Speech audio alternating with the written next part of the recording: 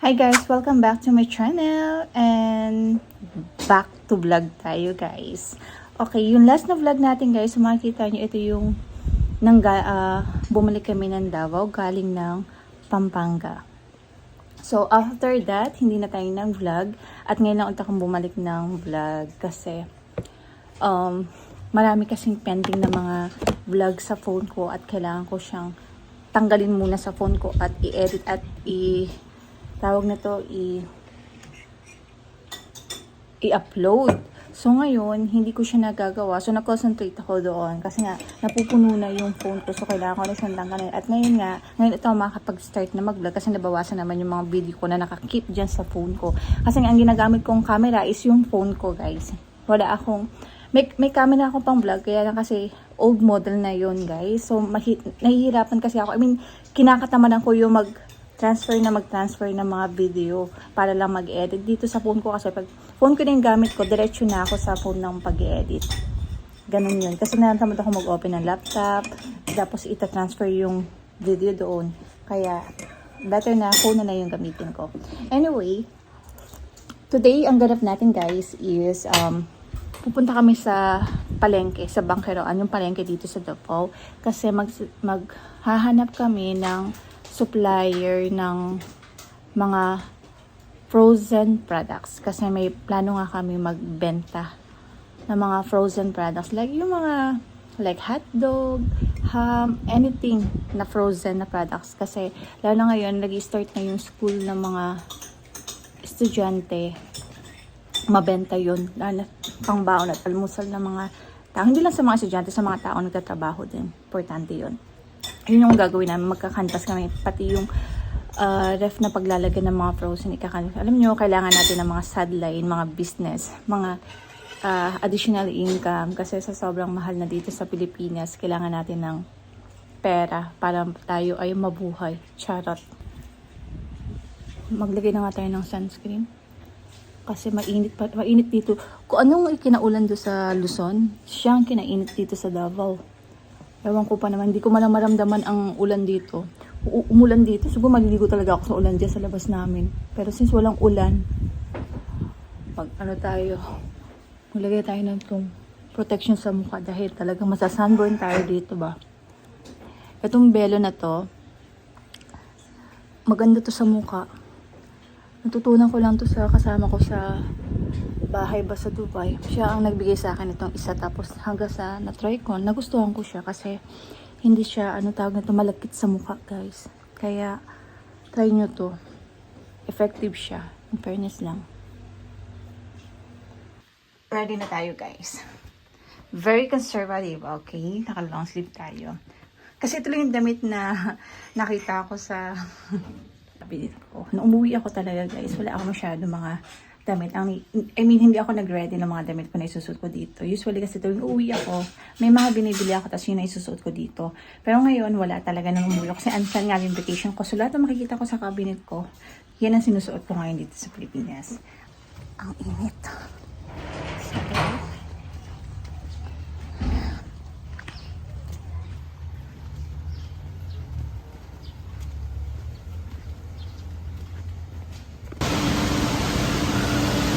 Mag-check kami dito ng ref sa Family Appliances.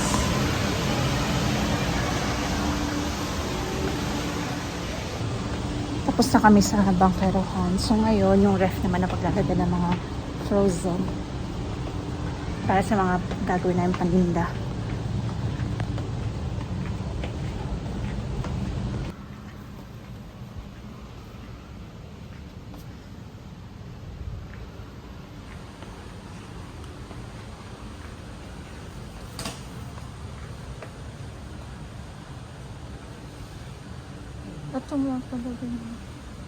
Dapat maliit lang para kasya sa tindahan namin.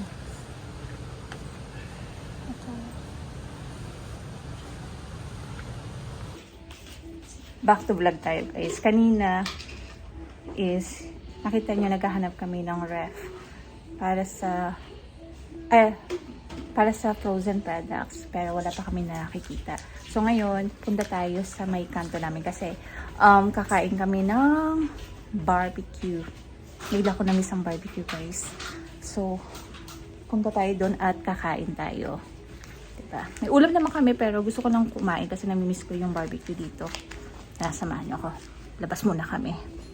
Ang sarap ng mambay dito. Ako yung tumatambay dito ngayon, guys. Kasi mahangin siya dito sa labas. Sa loob kasi hindi pumapasok masyado yung hangin sa loob. Dito sa labas, pumapasok yung dito mahangin. Kaya mas may upuan kami sa dyan. Sarap tumambay dyan. Tara na! Tara na! Ano ka dito?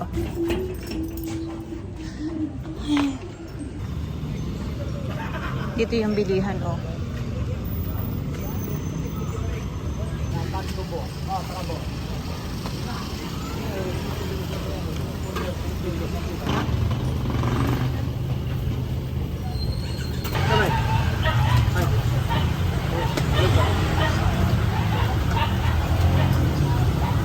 Ano dito?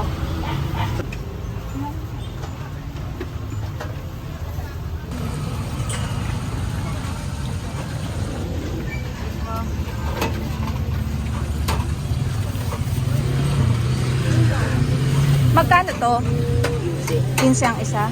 Dalawa.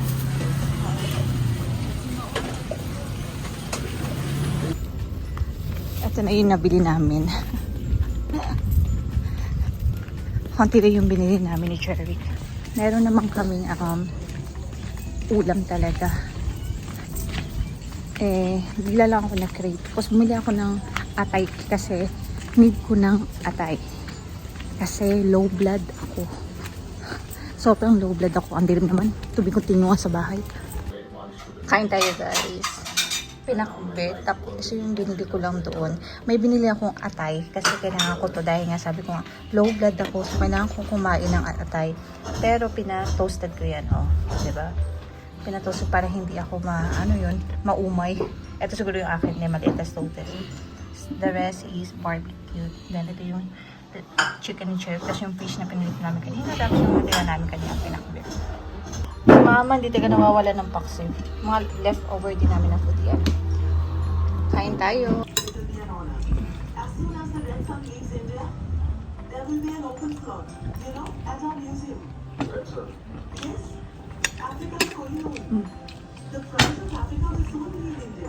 Mao, atay mao. Hindi ko naman. Kumain lang, kumuha lang ako. Ito lang sa akin, oh. Kain natin.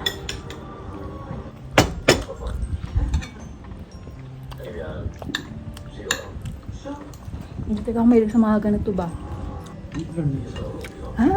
Ayoko talaga ba? Small lang dapat. Ayoko. Hindi talaga ako mahilig barbecue. Hindi talaga ako mahilig sa atay talaga eh. Talaga ako, nauumay talaga ako. Yung gano'n kaliit, 5 to.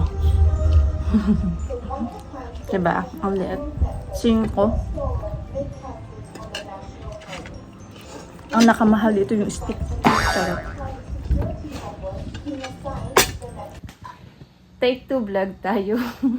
Nag-vlog ako kanina pero hindi pala nakafocus sa akin. Naka-front naka-front na camera siya. So, na-discover na ng kapatid ko. Sabi niya, bakit nagba-vlog daw ba ako? Bakit to nakaharap sa kanya?